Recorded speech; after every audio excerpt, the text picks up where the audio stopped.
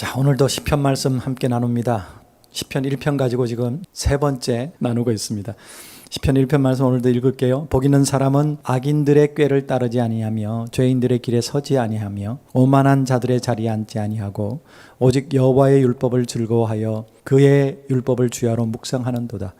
그는 시냇가에 심은 나무가 철을 따라 열매를 맺으며 그 잎사귀가 마르지 아니함 같으니 그가 하는 모든 일이 다 형통하리로다.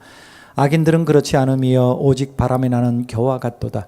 그러므로 악인들은 심판을 견디지 못하며 죄인들이 의인들의 모임에 들지 못하리로다. 무릇 의인들의 길은 여호와께서 인정하시나 악인들의 길은 망하리로다.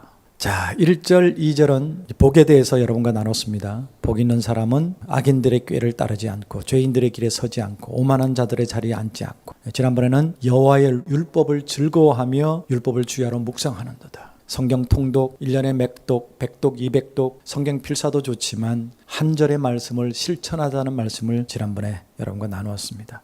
오늘은 3절에서 6절까지 오늘 다 할 거예요. 한꺼번에 복 있는 사람들의 삶의 결과에 대한 얘기니까 그 삶의 결과가 무엇이냐? 시냇가에 심은 나무라는 겁니다. 산에도 보면 나무들이 많지요. 하지만 산에 있는 나무는 위험한 게 비가 오지 않으면 말라버릴 수 있습니다. 근데 표현을 시냇가에 심은 나무래요. 물론 비가 오랫동안 안 오면 그 시내도 마를 수 있지만 산에 가뭄이 드는 것과 시냇가에 가뭄이 드는 것은 엄청난 차이가 있겠지요. 시냇가에 있는 나무, 비가 많이 오지 않아도 물 공급을 받을 수 있는 그런 장소에 있는 나무, 걱정 없는 환경을 얘기하는 거죠. 잎사귀가 마르지 않는 그런 나무, 철 따라 열매를 맺고 노력의 대가를 받을 수 있는 나무. 죄인들의 길에 서지 않으면 이런 복을 하나님이 주신다는 겁니다. 여기에 보면 열매가 너무너무 많아서 가지가 부러졌다 이런 얘기가 없고, 시절을 쫓아 과실을 맺는 때에 따라서 잎사귀가 마르지 않는, 그저 우리가 보는 나무의 평범한 모습, 당연히 있는 모습, 그게 복이래요. 복 있는 사람들의 결과입니다. 우리가 기대하는 복은 어마어마한 돈이 벌려지는 거죠. 감당 못할 그런 돈들이. 그런데 우리는 지금 TV에서 그 감당 못할 돈을 가지고 세상에 부러울 것이 없는 지위를 누리는 사람들이 감옥에 가고 스스로 목숨을 내려놓고 이런 모습들을 보고 있습니다. 그게 복인 줄 알았는데 복이 아닌가 봐요.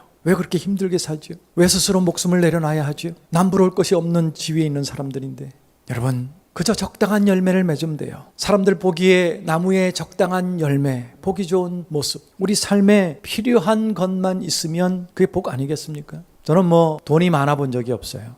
늘 하나님이 만나를 주시니까. 그런데 때로 갑자기 이렇게 집회가, 우리는 집회를 통해서 그 사례로 생활하는 사람들이니까 집회가 하루에 6번 하고 이러면 많잖아요. 와, 오늘 많다 그랬는데 다음날 다 나가고 없어. 나갈 만큼 주시더라고요. 필요한 만큼 주셔요. 그게 만나잖아요. 쌓아놓으면 썩는 거. 그래서 어느 때는 이 물질이 왜 이렇게 많지? 그러는데 그 다음에 보면 꼭 그 물질을 써야 될 일이 생기는 그런 삶을 살아왔습니다. 그게 복이죠. 그러니까 그걸 경험하다 보니까 제가 하나 담대한 게 생겼어요. 어디 가든지 좋은 동네에서 살아요.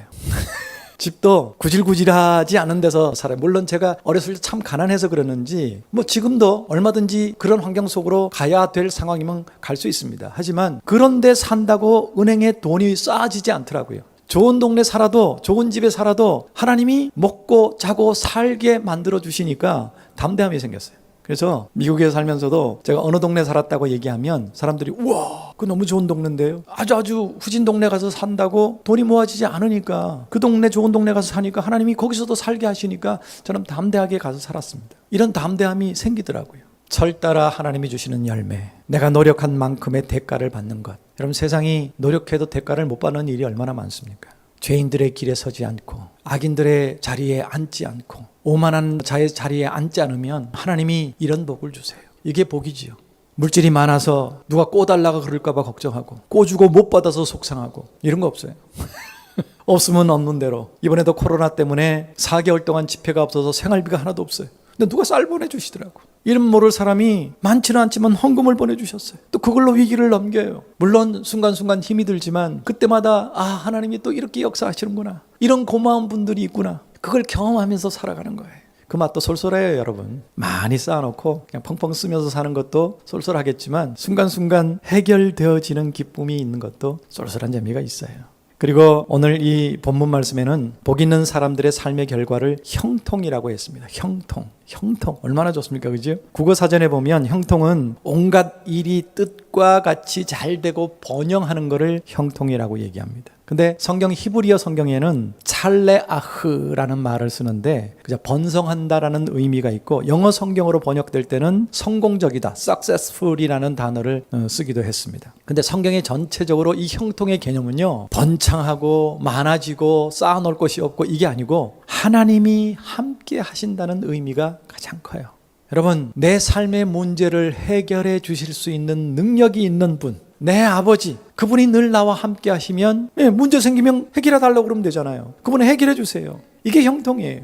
저는 초등학교 2학년 때 아버지가 돌아가셔서 아버지로부터 삶의 문제를 해결받은 기억이 없습니다. 어렸을 때 물론 했겠죠. 내가 철이 들어서 대학교를 갈 때도 학비가 없어요. 부모 형제가 해결해 주지 못했습니다. 하나님이 해결해 주셨어요. 근데 내 아이를 키우면서 내가 부요하고 막 모든 걸 다 해주지는 못했지만 그래도 나름 아이들이 원하는 거 때 되면 선물해주고 신발이 떨어지면 신발도 사줄 수 있고 그 아이들을 보면서 참 제가 행복했어요. 내가 아버지로서의 역할을 해줄 수 있는 것이. 그 아이들은 잘 모르겠어요. 물론 제가 혼낼 때는 싫었겠지만 그래도 지금 이렇게 얘기를 해보면 우리 괜찮았어, 너무 해피했어 라고 얘기합니다. 여러분, 그 아버지와 동행하는 것, 내 삶의 필요를, 문제를 해결해 줄 수 있는 아버지와 함께 하는 것이 형통이에요. 우리 형통을 오해하지 맙시다. 크든 작든 내 삶의 문제를 해결해 줄 수 있는 하나님, 그 하나님과 늘 동행하는 것, 함께 하는 것, 그게 형통입니다. 그리고 이 복 있는 사람들의 삶의 결과는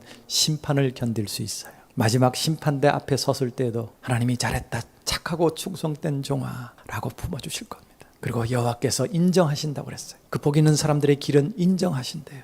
그리고 망하지 않는다라고 말씀하셨습니다. 여러분, 우리가 망하지 않고 하나님이 인정하시고 심판을 견딜 수 있는 그런 삶이 복 있는 사람들의 삶이에요. 이미 여러분 복을 다 받으셨죠? 누리고 계시죠? 앞으로도 그 세상의 오복 쳐다보지 않으면 여러분 행복하게 사실 수 있어요. 감사하며 사실 수 있어요. 오늘 또 이 말씀 묵상하면서 우리 감사를 고백하고 회복했으면 좋겠습니다.